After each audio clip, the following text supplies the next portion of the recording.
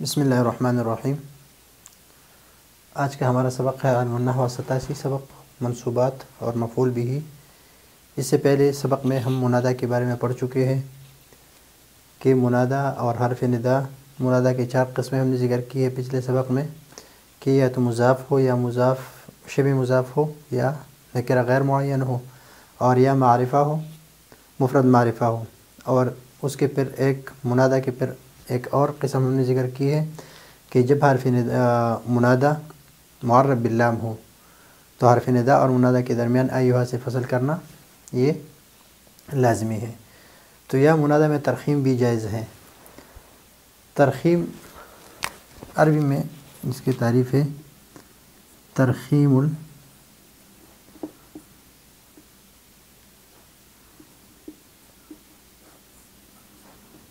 الاسم فی النداء، ترخیم الاسم فی النداء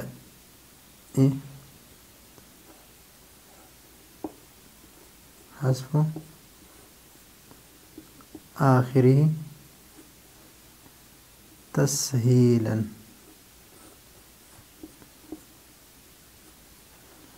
للنطق۔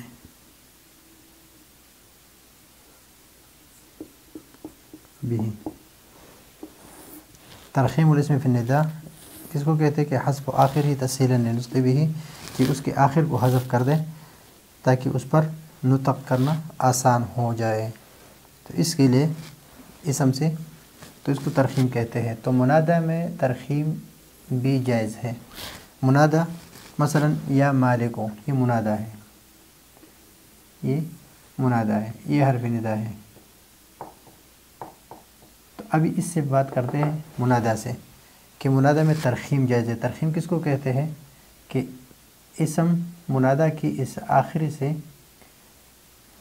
یعنی آخری حرف کو حذف کر دے، حذف آخر حرف ہی یا آخری ہی تسہیلا للنطق بھی، تاکہ اس پر نطق آسان ہو جائے، یعنی منادہ کے آخر سے کچھ الفاظ کم کر دینا، حذف کر دینا تاکہ اس پر بولنا، اس کو بولنا آسان ہو جائے۔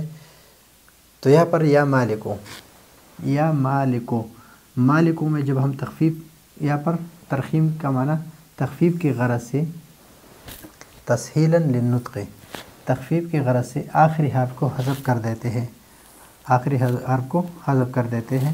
تو ندا میں ترخیم الاسم فی النداء کس کو کہتے ہیں؟ حذف آخری تسہیلا للنطق بھی، کہ اس پر تخفیف کی غرض سے آخری حرف کو حذف کر دیتے ہیں، یہ ترخیم ہے۔ تو ابھی یا منادہ میں ہم ترخیم کریں گے تو لفظ کاف جو ہے اس کو ہم حذف کر دیں گے، یا مالی، تو یہاں پر یہ ضمہ ہم کہاں پر لائیں گے؟ یا مالو، یا منسو، منصور، تو یہاں پر واو جو ہے یہ ساکن ہے، تو یا منسو،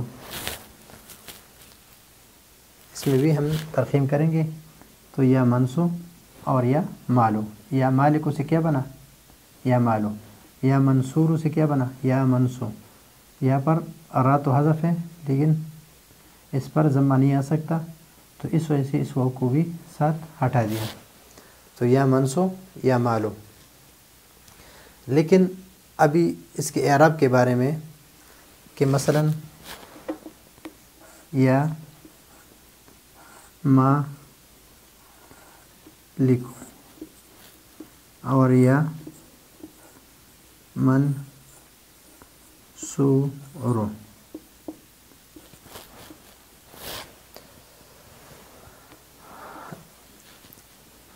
منادہ مرخم میں اصلی حرکت بھی جائز ہے۔ مثلا ما لکھو، جب ہم لفظ کاف کو ہٹا دیں گے تو لام جو ہے یہ مکسور رہ گیا، تو یہ اصل حرکت ہے، یہ بھی جائز ہے۔ آپ اس طرح بھی پڑھ سکتے ہیں کہ یا مالے، یا مالے، یا مالے، یا مالے، اور اس طرح بھی پڑھ سکتے ہیں کہ یعنی اور ضمہ بھی جائز ہے، یا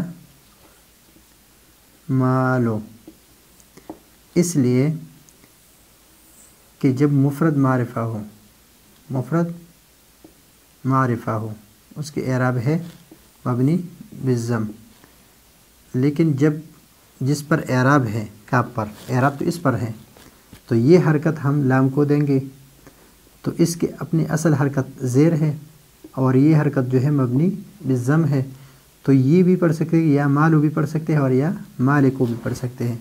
منصوروں میں تو نہیں ہے، منصوروں میں تو اصل عبارت اصل اعراب بھی ضمہ ہے اور حرف ندا یہ مفرد معرفہ ہے، مفرد معرفہ، تو مفرد معرفہ کے اعراب بالضم ہے، تو اصل اعراب بھی ضمہ ہے اور اس کی وجہ سے بھی ضمہ پڑھتے ہیں۔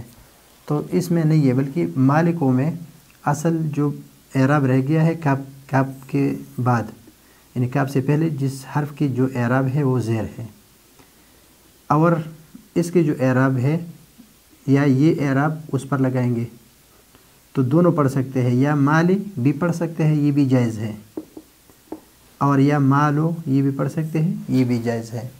تو آج کے سبق میں ہم نے صرف ایک یہ جانا کہ مرادہ میں ترخیم جائز ہے۔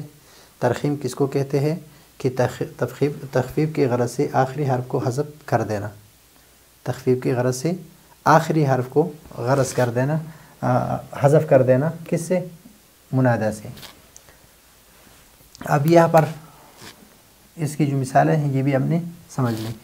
پھر منادہ مرخم میں، منادہ مرخم اس کو کہتے ہیں کہ جس میں ترخیم کی گئی ہے، یعنی جس سے آخری حرف کو حذف کر دیا گیا ہے، اس میں اصلی حرکت بھی جائز ہے، جس طرح یا مالو، اس کے اصل اعراب کیا ہے؟ یا مالے، یا مالے، اور ضمہ بھی جائز ہے، تو یا مالو بھی پڑھ سکتے ہیں اور یا مالے بھی پڑھ سکتے ہیں، اس لیے کہ جب آپ نے کاف کو حذف کیا تو کاف کے پہلے جو لام ہے، لام کی اصل حرکت کیا ہے؟ زیر ہے، تو آپ یا مالے بھی پڑھ سکتے ہیں، اور یا یہ مفرد معرفہ ہے تو مبنی بالضم ہے تو ضمہ بھی پڑھ سکتے ہیں، یعنی دونوں اعراب آپ اس پر پڑھ سکتے ہیں۔ تو یہ ہے مفعول بہ کا آخری سبق۔ یہ مفعول بہ کا سبق آپ کہیں گے کہ مفعول بہ کی کس طرح ہے؟ تو یہ وہ سبق ہے جو قائم مقام ادعو، فعل جو ہے اس کا محذوف ہے، فعل کو حذف کر دیا گیا ہے، منادہ یعنی حرف ندا اس کا قائم مقام ہے۔ پھر اس سے پہلے ہم نے جو سبق پڑھا ہے حرف ندا، وہ منادہ اور حرف ندا کے بارے میں، ابھی پھر ہم نے کہا کہ منادہ جو اس سے متعلق ہے تو اس میں ترخیم بھی جائز ہے، اور ترخیم کو میں نے پورا سبق آپ کو بتا دیا۔ تو یہ ہے آج کا ہمارا سبق۔ اگلے سبق کے لیے اجازت چاہتے ہیں۔ اللہ حافظ۔